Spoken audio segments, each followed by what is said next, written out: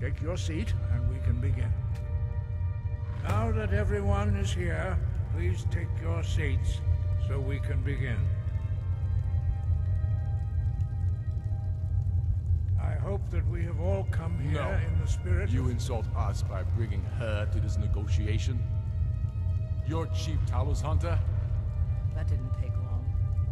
Here, here. I have every right to be at this negotiation. I need to ensure that nothing is agreed to here that violates the terms of the White Gold Concordat. She's part of the Imperial delegation. You can't dictate who I bring to this council. Please, if we have to negotiate the terms of the negotiation, we will never get anywhere. Perhaps this would be a good time to get the Dragonborn's input on this matter. By Izmir's beard, the nerve of those Imperial bastards, eh? To think that I would sit down at the same table with that. Thalmor bitch. Either she walks or I do. I'm glad we agree on this. Very well, Ulfric. Enjoy your petty victory. The Thalmor will treat with whatever government rules Skyrim. We would not think of interfering in your civil war. Ha! Skyrim will never bow to the Thalmor. Unlike your Imperial friends here. You're lucky I respect the Greybeard's council, Galmar. Legate, we represent the Emperor here. Sorry, sir. It won't happen again. Now that that's settled, may we proceed? I have something to say first. Here we go. The only reason I agreed to attend this council was to deal with the Dragon Menace. There's nothing else to talk about. Unless the Empire is finally ready to renounce its unjust claim to rule over the free people of Skyrim. I knew he wouldn't be able to resist. We're here to arrange a temporary truce to allow the Dragonborn here to deal with the dragons, nothing more. I consider even talking to the Empire a generous gesture. Are you done? Did you just come here to make speeches, or can we get down to business? Yes, let's get this over with. Are we ready to proceed? Jarl Ulfric, General Tullius, this council is unprecedented. We are gathered here at the Dragonborn's request. I ask that you all respect the spirit of High Hrothgar, and do your best to begin the process of achieving a lasting peace in Skyrim. Who would like to open the negotiations? Yes, let's get down to it. We want control of Markarth. That's our price for agreeing to a truce. So that's why you're here, Ulfric? You dare to insult the Greybeards by using this council to advance your own position? Jarl Elisif. General, this is outrageous. You can't be taking this demand seriously. I thought we were here to discuss a truce. Elisif, I said I'd handle it. Ulfric, you can't seriously expect us to give up Markarth at the negotiating table. You hoped to gain in council what you've been unable to take in battle, is that it? I'm sure Jarl Ulfric does not expect something for nothing. Yes, that'd be entirely out of character. Want in return? Wait, General, you don't intend to just hand over Markarth to that traitor? This is how the Empire repays us for our loyalty? Enough! First, let's be clear. This council wasn't my idea. I think it's a waste of time. You are a traitor to the Empire, and deserve a traitor's death. But I at least will negotiate in good faith. Since we're all here at your request, I'd like to hear what you think Markarth is worth.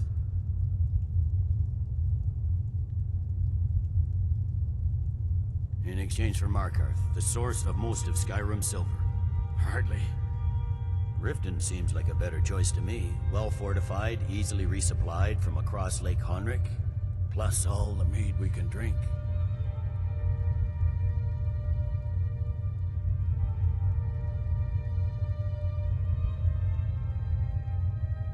I'm glad you agree. I was starting to wonder whose side you were on here. The Dragonborn has spoken, Tullius. Markarth will be ours. Now we'll see if there's anything behind your talk of good faith. You disappoint me, Dragonborn. I accepted your invitation on trust in your good name. But it seems you intend to favor Ulfric. I can see now that this is not a negotiation at all. I know you, Ulfric. If I hand over Markarth, you'll be ready with a new demand. You'll never defeat the Empire, and you know it. But you're willing to sacrifice thousands for your own selfish ambition. Soon enough, I'll have you back under the headsman's axe, and this time there won't be any dragon to save you. As always, the Empire's fine words are worth nothing. Stop! Are you so blind to our danger that you can't see past your petty disagreements? Here you sit arguing about nothing, while the fate of the land hangs in the balance. Is he with you, Delphine? If so, I advise you to tell him to watch his tongue. He is with me. And I advise you both to listen to what he has to say before you do anything rash. Don't you understand the danger? Don't you understand what the return of the dragons means? Alduin has returned, the World Eater. Even now he devours the souls of your fallen comrades. He grows more powerful with every soldier slain in your pointless war. Can you not put aside your hatred for even one moment in the face of this mortal danger?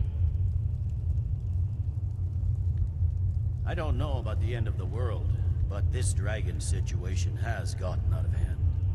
If this truce will help the Dragonborn here put an end to that menace, we both gain. Remember that, Ulfric.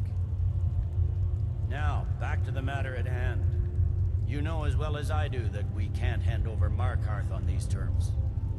Shores, bones, where will these demands end? I'm listening. We want compensation for the massacre at Karthwasten. You slaughtered the very people you claim to be fighting for. True sons of Skyrim would never do such things. Damned Imperial lies.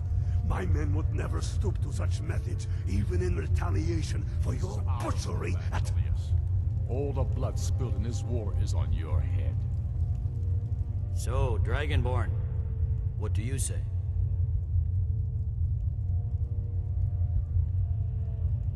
Well said. For once you'll actually pay for your crimes. I suppose that's the fairest deal we're likely to get. It seems we may have an agreement. Jarl Ulfric, General Tullius, these are the terms currently on the table. Markarth will be handed over to Ulfric's forces, Jarl Igmund will step down, and Thangvor Silverblood will become the Jarl of Markarth. The Stormcloaks will withdraw from the rift, allowing Imperial troops unhindered access. Jarl Leila Lawgiver will step down, and Maven Blackbriar will become the Jarl of Riften. The Stormcloaks will pay appropriate compensation for the massacre at Karthwasten. You both agree to this? The Sons of Skyrim will live up to their agreements, as long as the Imperials hold to theirs. What about you, Elisif? Are these terms to your liking? Speak up! I'm sure General Tullius is waiting to do your bidding. I have nothing to say to that murderer. General, you've proven yourself a good friend to Skyrim. I continue to trust that you will do your utmost to safeguard our interests. Thank you, Jarl Elisif. I appreciate your loyalty. The Empire can live with these terms, yes, for a temporary truce, until the dragon menace is dealt with. After that, Ulfric, there will be a reckoning. Count on it. Come on, Galmar. We have a lot of work to do. Giving up Markarth is a heavy price for this truce, Dragonborn. I hope it was worth it. Jarl Balgruuf, I assume you are familiar with the Dragonborn's plan? Yes, I'm ready to do my part. Just say the word, and my men will help you spring this trap. But the difficulty remains how to lure a dragon to Dragon's Reach at all. Well, that's an excellent question. You haven't overlooked that little detail, have you? Ah, believe I can be of help here. I anticipated the problem. While you were arranging this meeting, I was busy in the library of Skyhaven Temp, an unguessed trove of lost lore. But the important thing is that the Blades recorded many of the names of dragons they slew. Cross-referencing this with Delphine's map of dragon burial sites, I believe I've identified one of the dragons that Alduin has raised up. Don't you see? The names of dragons are always 3 words of power, shouts. By calling the dragon with a voice, he will hear you wherever he might be. He's not compelled to, but dragons are prideful by nature and loath to refuse a challenge. Your voice in particular is likely to intrigue this dragon after your victory over Alduin. I think it's very likely that he will be unable to resist investigating your call. Ah, indeed. I'm no master of the voice, like these worthy gentlemen, but it is written here in this scroll. Oda Ving, winged snow hunter, as I read it. I hope this truce gives you what you need. It won't last.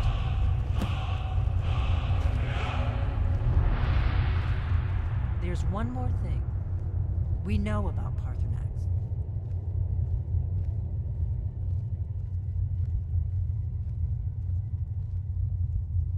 That's fine. We needed his help. Now we don't. And it's long past time for him to pay for his crimes. And he's not just any dragon. He was the right hand of Alduin. He committed atrocities so infamous they are still remembered thousands of years later. He needs to die. He deserves to die. And it falls to you to kill him. Until he's dead. Well, I'm sorry, but we would dishonor our oaths as Blades if we continue to help you.